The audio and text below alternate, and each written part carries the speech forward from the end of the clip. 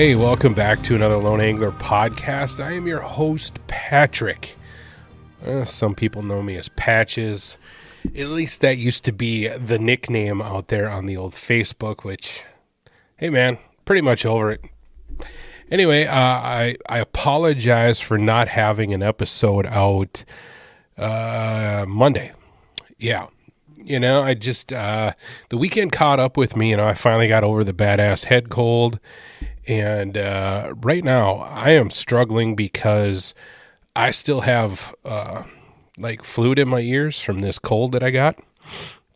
So things don't sound that right in my headphones. And probably when I put this thing together, I don't know what it's going to sound like. Because like I said, my ears are a little messed up. So we're going to see how things go from there. But, anyway, again, I apologize for not having an episode out Monday. Like I said, Sunday just kind of got away from me and went to the gym and just doing life things, man. Grocery shopping, doing grown-up stuff. Speaking of grown-up stuff, I think we should do some thanking of some sponsors of the Lone Angler podcast. Panfish Pursuers P3 Plastics, longtime supporter of the Lone Angler. And I love supporting those guys because innovation, man.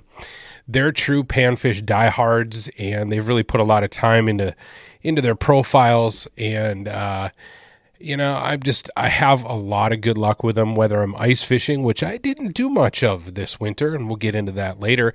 But I use them in open water as well, and they're just outstanding. And if there's a color out there that you can think of, they probably have it. So head on over to p-3plastics.com, pick out some P3 profiles. All of them are good. If you want a good place to start, there's Pro Packs from myself, the Lone Angler Pro Pack. My good friend Andrew Kraft's got a Pro Pack. I think Doug Glimmerveen from Smackdown Outdoors Podcast has a Pro Pack. There's a few others, but those are a great way to get a good collection going. Also, thank you to Ridgetop Outdoors. Those guys are doing phenomenal things down there at the local bait and tackle shop right south of town here.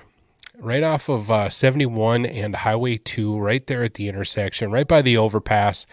Can't miss them. It's a great place to stop, get the bait you need, get any extra hooks, all that good stuff.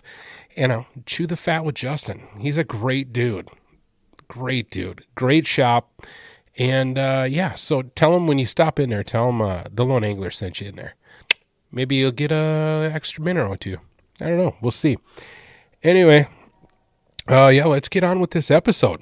A buddy of mine used to say something like, I can't talk right now, I'm doing fat guy shit. I think right off the bat, what we're going to do is we're going to make a little phone call. I might have a buddy that's out on the ice. So let's get a little bit of a report. So we're going to call right now.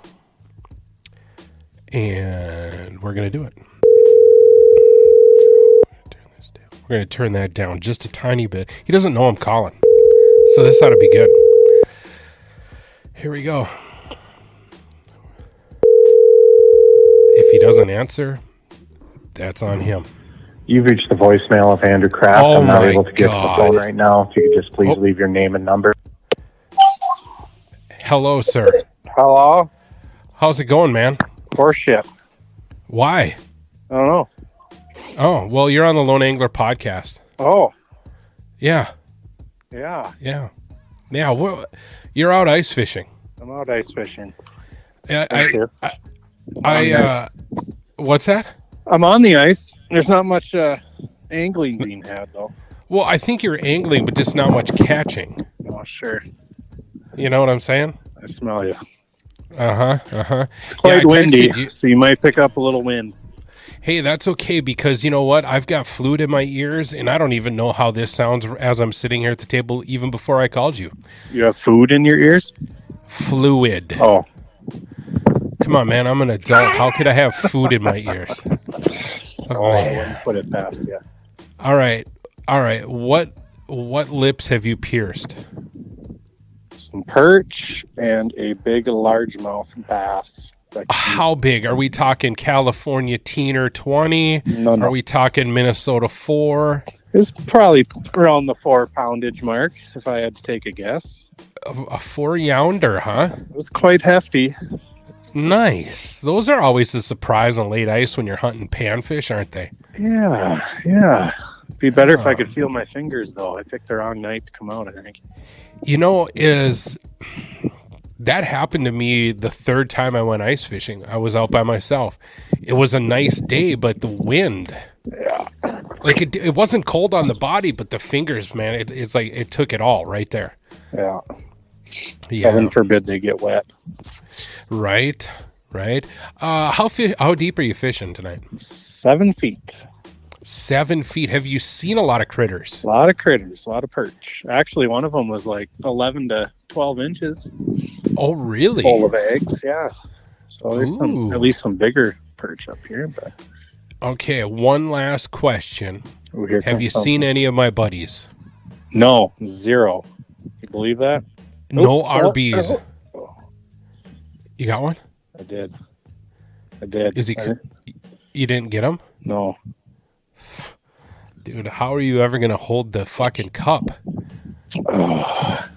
Just want to. How are you ever going to make it on the stage, man? I just want to hold something right now and have my fingers work.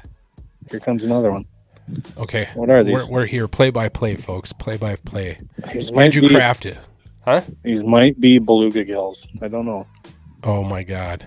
I don't know. Things are happening. Here they come. All right. Well, we're going to hang tight just for a second here. I'm just going to let everybody know that I've got my buddy Andrew Kraft. He's out on the ice right now. He's in 7 feet of water. 7 feet of water in the weeds. Yep, I'll do the... Hey.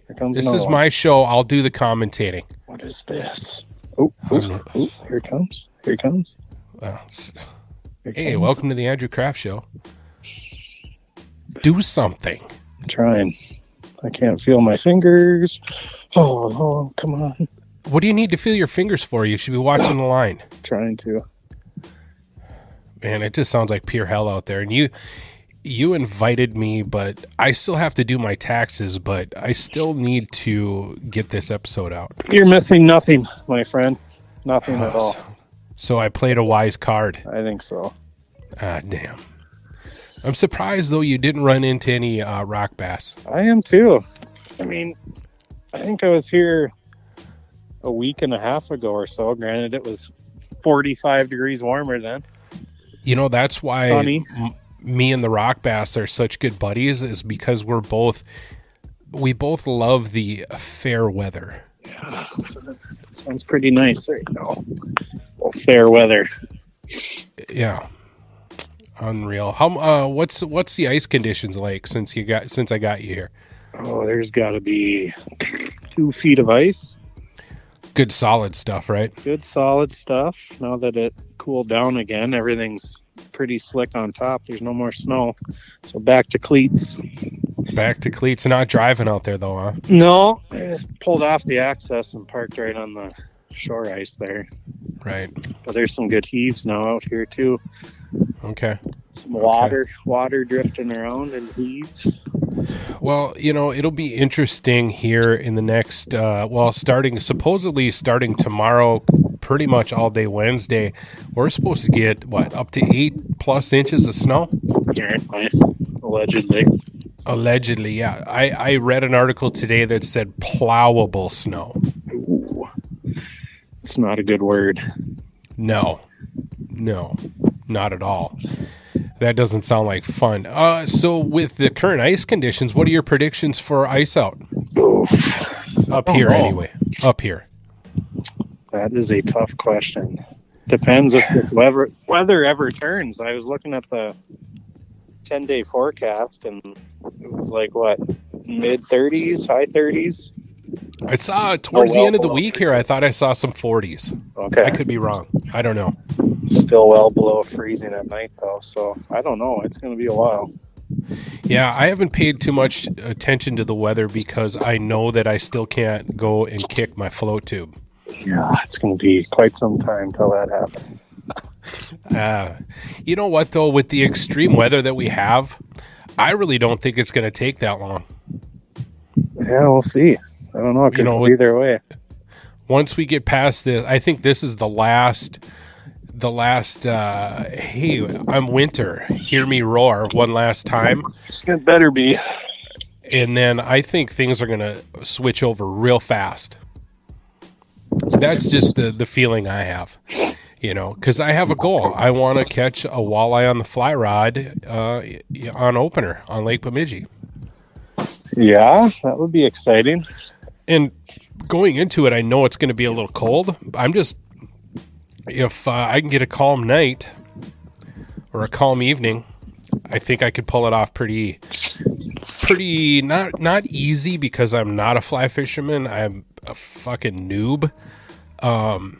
But I think I could pull it off. Oh yeah, especially that time frame. Yeah. I mean, anyone can catch a walleye on opener, right? Well, on Lake Bemidji, it seems to be pretty easy. These are all perch. All perchies. All perchies. I know where you're fishing, and I'm not going to say anything, but the place where you fish, it seems to be all the times that we've been out there, all the times that you've told me you've been out there and all that, it's just, you got to go out there when it's nice out. Yeah. I don't know I'm out here right now, to tell you the truth. Because we've fished it in absolute brutal conditions and been like, man, that, light a match, that place sucked. Then we've gone out to the same spot, weeks later where it's warmer. Yeah. And it's like, oh, this is the greatest place on earth. Fuck you, Disneyland. Right. Yeah. Yeah, I get it, man. Here's a critter. Okay. Critter. What is it? What's it look like? Just a blob, right? Because you're using the old Panoptics, aren't you? The old live scope. Oh, you're live scoping it. Okay. Decent perch. Another perch. Another tiger. And they're getting less and less interested as the sun continues to drop here. Oh, hey! Late breaking news on Sunday. When I was I was taking a little break from my adult activities, and I was cruising through the internet. And you know how much I hate your Tiger Lily Hawaiian shirt? Oh yeah. And I want to punch you right in the face when you have that thing on when we're fishing. Yeah. Well, I've come to grips with that, and I would never hit you. I would never strike you unless there was a bee on you. Then I would hit you. But on my travels through various connections in the interwebs, I may have found a button-down bowling or button-down Hawaiian shirt that would suit my style, yet complement the Tiger Lily shirt. Ooh. Better purchase that item. Put it in the shop. What's that? Right. Better purchase that item. All right. I feel like I need a Lucky shirt, and I know I can't buy a Lucky shirt, but I can make it into a Lucky shirt. You know what I'm saying? Yeah. All right. So I'm hoping that you'll be pleasantly surprised by this shirt, and I'm not going to tell you what it is.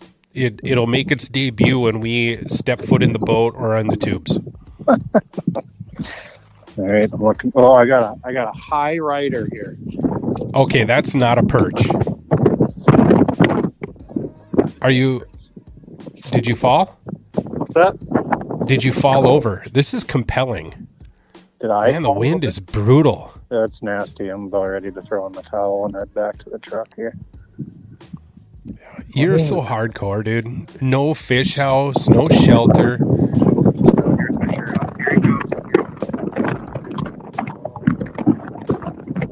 Okay, he's got me on speakerphone. That's the issue. But boy here, he doesn't believe in Bluetooth technology. Wow.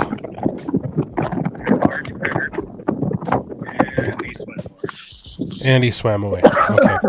Yeah, I think that's going to do it for this guy, Eagle. I really hate you All right now for being in a nice warm living room talking to me on the phone. All right, dude. Well, I'm going to let you get off the ice. It was a pleasure speaking with you. I will talk to you later this evening. Sounds good, bro, Han. All right, my guy. Be good. Be careful. Be safe. I got a half mile walk, so if you don't hear from me in an hour, call the police.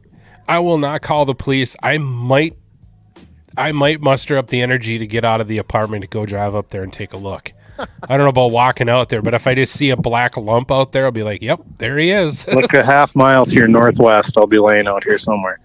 Okay. All right. All right, buddy. All right, later. Later, man. That, ladies and gentlemen, was Mr. Andrew Kraft. Yeah, he's out there fishing right now. Brutal winds. Yeah, you probably heard all that stuff. Fishing was poor this evening. Yeah. So, I don't know. How many of you guys are out there still ice fishing? I know my friends down in southern Minnesota, they've pretty much called it quits from what I've heard. A lot of them are starting to fish the Pool 4 down there on the old Mississippi River. People are doing some catfishing, I believe, because catfish is open. I think it's open year-round. I'm not entirely sure on the southern half of the state of Minnesota. You know, I guess because I don't fish for catfish, I don't have a lot of catfish opportunities up here around Bemidji. I really don't pay that much attention to the catfish regulations. But, you know, you heard us talking about open water. And yeah, Andrew does have this Tiger Lily Hawaiian shirt.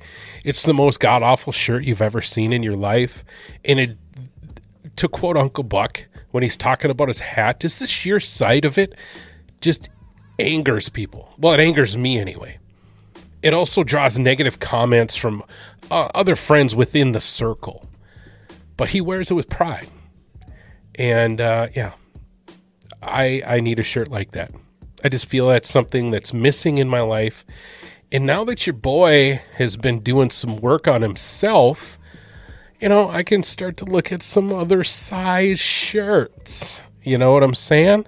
Which leads me into the next point here, or the next topic. Well, the title of this podcast is Granola and Determination. And let's start right there. Let's just start with the title of this episode. Granola and Determination. Friday night, if you don't know, Friday night on YouTube, the SmackDown Outdoors podcast YouTube page, my friend Doug goes live with a little section called Happy Hour. And you could join in on the live. You can, you know, type comments, and it's just Doug, no guest. And he just reads comments and starts talking about stuff and discusses various things. And I was on there on Friday night. And guys were talking about open water fishing, boat, gas prices, all this crazy stuff about boats and whatever. And I decided to, you know, run a little sass out there, you know, a little tiny mini flex, if you will, that my boat runs off of protein bars and determination. I changed to granola. That's because I don't have a boat anymore. And if you listen to this podcast, you already know that story. And with the gas prices the way they are, and even Andrew, you know, in our recent conversations, he was like, he's got like a 30-gallon tank on his boat. And I don't even know what non-oxygenated premium gas is at. I'm sure it's $4 and change a gallon. So, you know, that's going to be around $125 to fill the boat up. That's just the boat, not the truck to pull the boat. So we were talking about that and how there might be a lot of local trips and a lot of flow tube kicking. And I said, well, that's all I'm going to do this summer. And I'm extra excited about it just in the mere fact of my weight loss journey. I've been talking a little bit about it on my Instagram, and I thought I would share a few little things of what I've been doing, because I have received a few DMs on Instagram as to, hey man, what's the secret? Well, there is no secret. I've been fat my whole life. I've been a chunky boy. My mom used to buy me the jeans that had the big tag on the back pocket that said Husky. And, so I've been a big boy my whole life. And, in my 20s and stuff and 30s, I've gone to dietitians. And all of that stuff is, I mean, it's good to go to the doctor, but you're going to hear the same thing. It's calories in versus calories out. 100%. It doesn't matter. it doesn't really matter, if you're doing keto, if you're going vegan, if you're doing carnivore or whatever. Most of that stuff is designed around taste. Okay. And when I did my journey, or when I started my weight loss, I hate calling it a weight loss journey. When I decided that I wanted to change the way I was living so that I could live a little bit longer and enjoy the things that I like to enjoy with more enjoyment. Boy, a lot of enjoyments in there. Anyway, I lost track of what I was talking about.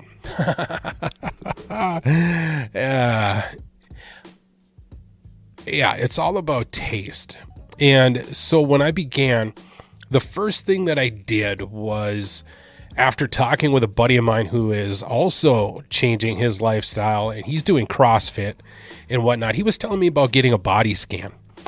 And I remember hearing that the Sanford Profile, it's like a diet place up here, has a body scanner.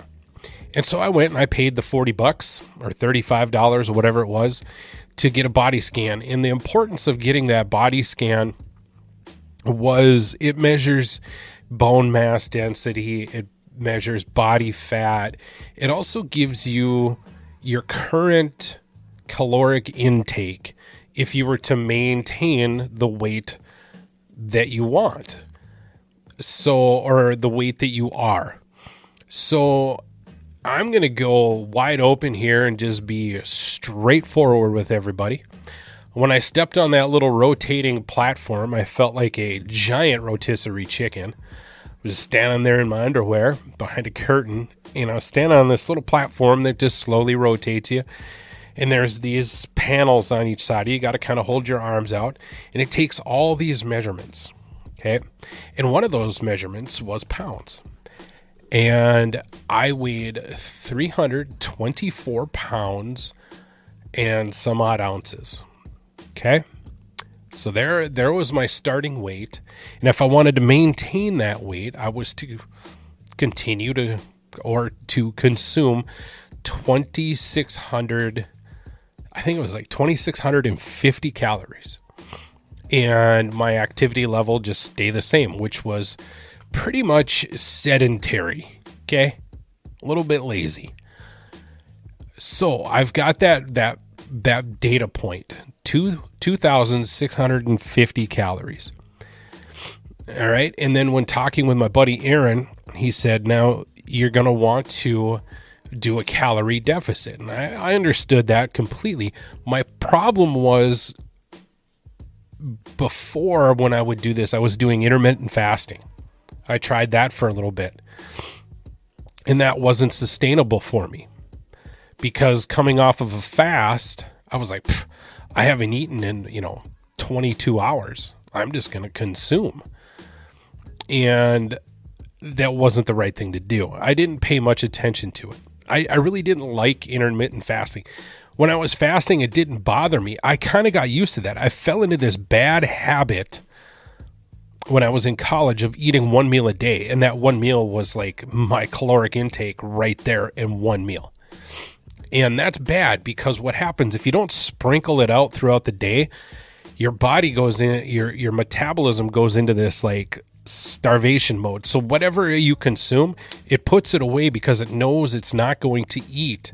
You're not going to eat for 24 to 48 hours. Okay. So with that being said, I had to go into a calorie deficit of no more than 700, no less than 500. So I did around 500 calorie deficit. So starting February 5th, I consume 1,950 calories, or I try to. Some days I hit it. Some days I come up short by a few hundred, like this evening. I'm about, I think, 360 calories short. Yeah, I'm about that. Or 340 calories short on tonight. But I'm using MyFitnessPal, And the other important thing was, and this is important for me anyway, as far as weight loss goes, is finding foods to eat that are smart. And it doesn't mean salads and fish or rice and chicken. Because I'm gonna be honest with you, that shit gets boring. And when you get bored on a diet, that's when you go, you know what? I think I'm gonna have these Reese's peanut butter cups, and I'll just work a little harder at the gym. And that's not sustainable either. So I downloaded MyFitnessPal, which I've used before to lose some weight. And then my buddy Aaron pointed me to this TikToker. His TikTok channel or page is called Tasty Shreds. And I've sent the link to his channel to a few other people that have messaged me wondering what the secret was. And there's no secret. But Tasty Shreds, he does cooking videos, okay, and recipes. He's got a link in his bio on TikTok, and it sends you to for $20. For $20, you can get his cookbook in a PDF format, and I think it's lifetime updates, something like that. Or you can just buy the cookbook that's out at the moment with no updates, and I think it's $10. Either way, I spent the $20. $20 for a cookbook is pretty cheap. Now, here's the key and the cool part about the Tasty Shreds cookbook is the guy is not a professional chef. There's not a bunch of freaky ingredients where you got to go to specialty stores for. He shops Costco, Walmart, his local grocery stores. Everything that I've been able to cook out of this cookbook, I've been able to get at Target or Walmart here in Bemidji. Okay. And I recently decided to do one of his low calorie, high protein donuts. That's what all of his recipes are low calorie, high protein. Like tonight, this evening, I ate an entire pizza for 320 calories, but like 35 grams of protein. Now, I know a lot of people are going to be like, what about carbs? I need carbs. I need carbs because I go to the gym 3, if not 4 times a week. You need carbs for energy. Now, you don't need 200 grams of carbs. I try to keep my carbs around that 100 or less. Okay. Anyway, like I said, everything I've been able to cook out of there, I've been able to get all the ingredients from Target or Walmart here in Bemidji or, the local grocery store. Nothing super freaky. And the food is good. And the one thing that I've learned on this thing is I am eating more than I used to, but I'm eating better food. I'm cooking every meal at home. And I think that's been a huge difference in my success so far.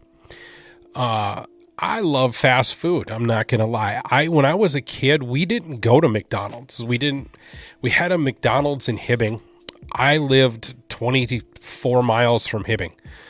When I was a kid, my parents just didn't take us there. So when I got my driver's license and I'd go to Hibbing, go hang out with buddies or whatever, we always hit up McDonald's because I'd never had it before. And man, it was like, I felt like I was on Rumspringer. Just buck wild. Let's go to McDonald's. Let's go to Hardee's. Let's go to Pizza Hut. Let's, go to Subway. Let's all that shit. So I don't do that anymore. And my wallet thanks me and my health thanks me. Now that stuff, it tastes good, but when you start looking at the nutritional information, that's when the eyebrows jump up. And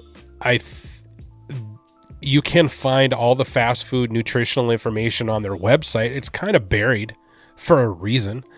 Prior to my diet, I got into a pretty crazy habit of, ordering Jimmy John's like every other night after work for supper. Love the number 7, the East Coast spicy Italian. I'd get that, a large Dr. Pepper, and 2 cookies. The sandwich alone is 970 calories. The 2 cookies is another 400. The large Dr. Pepper, 30-ounce Dr. Pepper is another 400. Tally that up. And then I would just sit around and watch TV. The other key part of this weight loss has been the gym that I go to. I joined the gym December 10th, and matter of fact, I have to renew here. I just got a 6 months membership just because I didn't know how well the old knees were going to hold up, but they're holding up great. Every pound I lose, there's less and less knee pain, which is fantastic. Hang on 1 minute.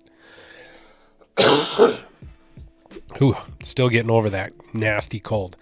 Anyway, so I'm going to renew, and I've gotten to the point at the gym that if I don't go, I feel like shit.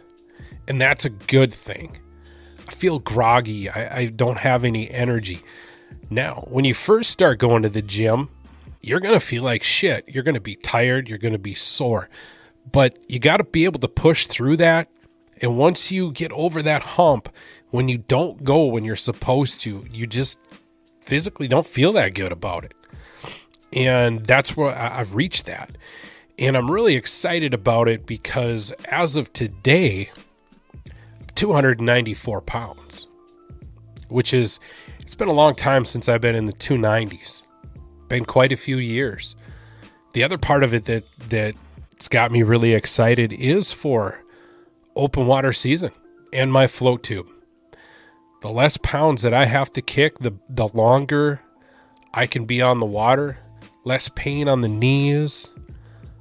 I'm more willing to now throw the float tube over, on the backpack straps and take off through the brush to fish some uncharted, unfished waters, possibly.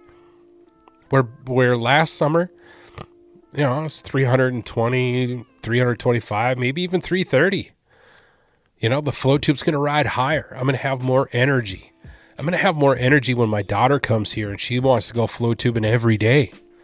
I think last summer we didn't go. It was either the wind or I didn't tell her, and I feel bad about it, but I just didn't have the energy because I wasn't working out. I was heavier. And that's just got me super pumped up. Float tube endurance, man. That's what keeps me going. My gym routine, I start out the day on the treadmill. I do a mile, fast-paced walk. I think 3.5 speed at a 4.5 incline. I do that for a mile. Then I go lift weights. Legs, arms, shoulders, back, chest. I break those up across a couple of days. I couldn't do all of that in one evening. I'd kill myself. The other part about the gym, I'm at a newer gym here in town, Paul's Muscle Mecca. Great group of people. There's been several people. I've been staring at a machine and I look over and somebody's like, hey man, you need a little help with that. Yeah, because some of these machines I have never seen before and don't know how to operate them. And they've been really, really cool down there, man. I'm starting to make some friends down there, and that's a cool feeling. I've had some conversations with some friends that want to join a gym, but they just don't because they don't feel comfortable doing it. And I get it. Man, when I first walked in there, I was like, man, everybody's looking at me. I'm a fat guy. Well, duh, you're the fat guy in the gym, but you're at the gym. That's what they're like. Good for you, man. Good for you. You're going to take control of it. You're doing something about it. And I got to thinking about that whole thought process. And what if those people at the gym that didn't know me could see into my apartment and see me just sitting there with a number 7 East Coast Italian from the JJ, sitting on the couch doing nothing but eating that. Yeah, that paints a whole different picture. So, you know what? If you're a bigger person and you're going to the gym, nobody's there going to judge you and be like, you're too fat to be in the gym. No way. And if they are, those people shouldn't be in the gym. You're there to better yourself and get rid of that stuff. Build a better you. And that's just what I had to tell myself for the first 3 weeks. I was very uncomfortable. I'm not going to lie. Very uncomfortable with that. But I got through it. And now I look forward to getting down there. Matter of fact, I was down there Sunday, worked out for a while, and I kind of wanted to go today. But I also know that with the bad arthritis that I have in my knees, if I push it back to back to back to back, things are not good. I can barely walk. So I got to take it easy. So I'm really pumped up for today. Today I'm going to the gym. It's going to be awesome. I can't remember. I think today will be chest and back is what I'm going to work on. And then I finish out. After I do my chest and back, then I finish out on the exercise bike. I try to put in 5 or 6 miles on the exercise bike. And that doesn't take long, man. If you're pedaling at 17 miles an hour, do the math on that one. Doesn't take very long. And then I'm out of there. And just because you're going to the gym, it doesn't mean that it's 2-3 hours. Nobody has that kind of time. I'm just doing an hour, maybe an hour 10, hour 15 tops. But I'm doing a lot more activity than I did a long time ago. And I do realize that as these pounds come off, the activity at the gym will probably increase and I'll probably be there a little bit longer. But that's okay, man. Because fishing and the gym go hand in hand in my mind now. Especially when I power my boat. My legs are my outboards.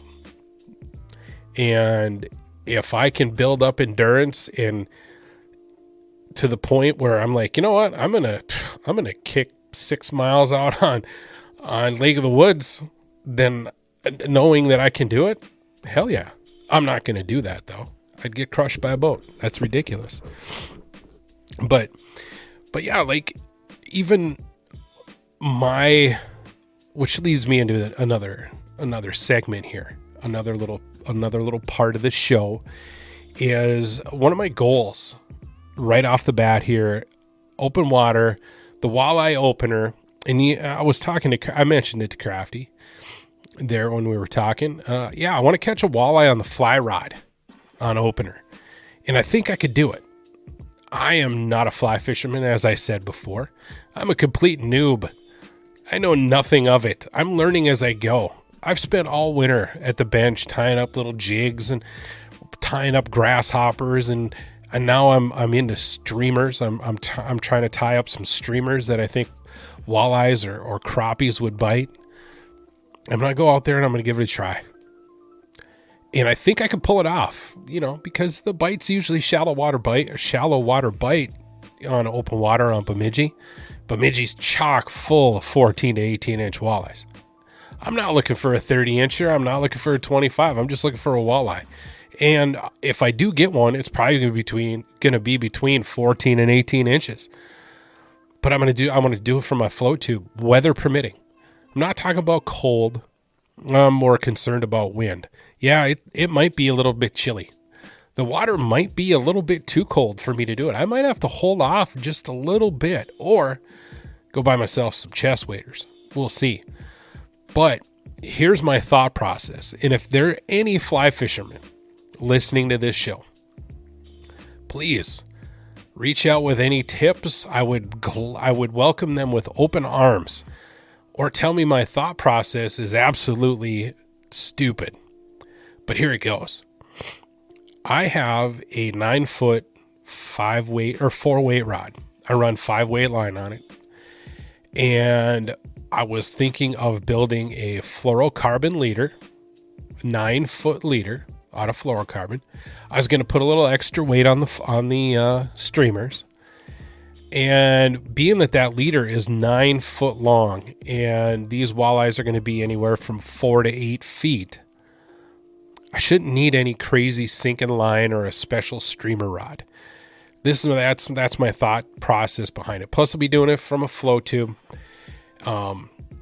just pitching it out there, stripping it back.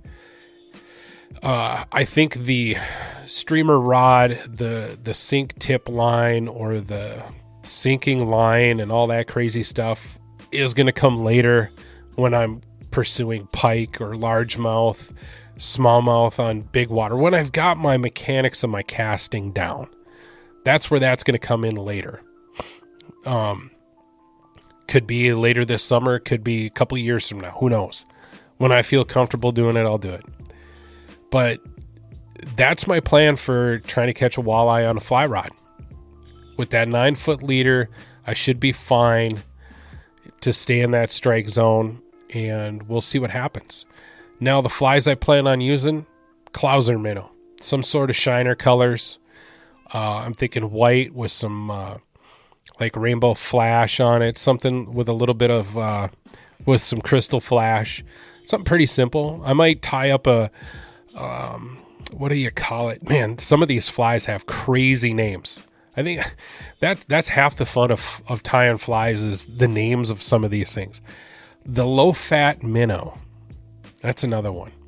I was just looking at some dubbing brushes, dubbing brush wires to tie these things up.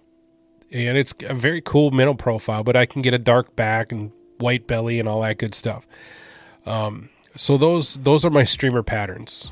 Probably just going to have some Clouser minnows with me.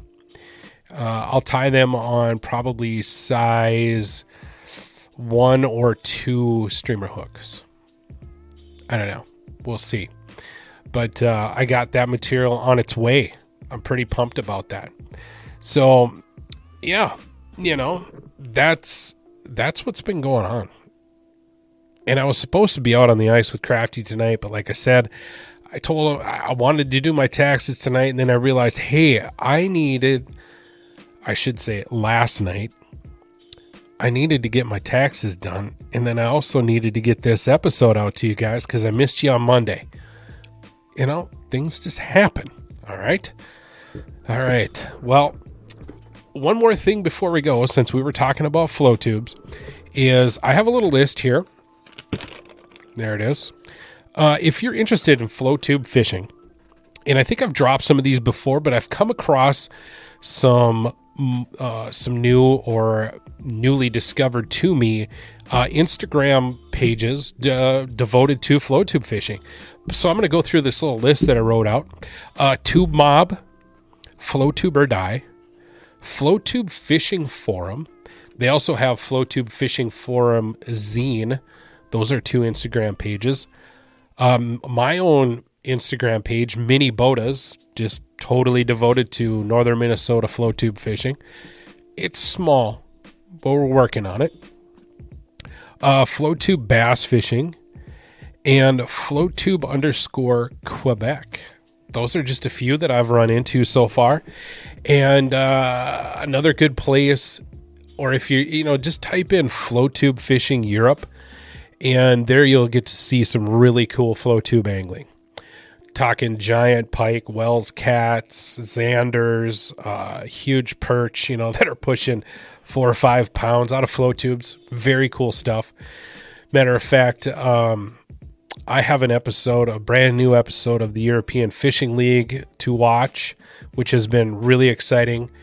Just watched the final of the Fly versus Jerk on Kango Gratis on YouTube, and it was just insanity. The Fly guys did not do as well as they did last year, but what's the name of the team? Jigger Now I think that's what they're called. I think it's a company out of Sweden. Anyway, they had probably the most epic pike fishing that I've ever seen.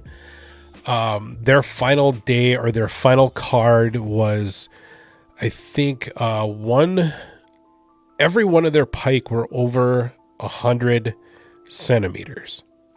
Now I can do I'll do the quick conversion for you here. Let me fire up the Google machine. All right, there it is. CM to inches. We'll type in 100. So their smallest pike, they had 2 at 101. So those were their smallest. and those were 39 3/4 inches. And I do believe their biggest one was 121. No, I don't think it was that big. I think it was 117. Yeah, 117. 46-inch pike. And that is pretty damn epic. So it was pretty cool. I've said it before on here. I really like the fishing that's going on outside of the United States, over there in Europe. It's just something different to look at, and the way they kind of go about things. All of this was done out of boats. The fly versus jerk. The European Fishing League is a little bit different. I think they do 1 or 2 days of street fishing, and then it's all boats. And then I think maybe they go back to back to shore fishing.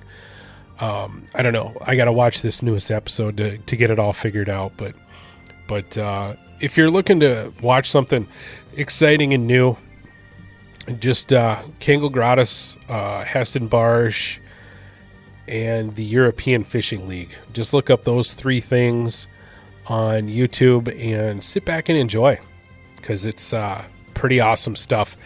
All right, everybody, I'm going to get out of here. I got to go do stuff, and you have an awesome week. And you know what? Maybe I'll jump back on here towards the end of the week and check back in with y'all.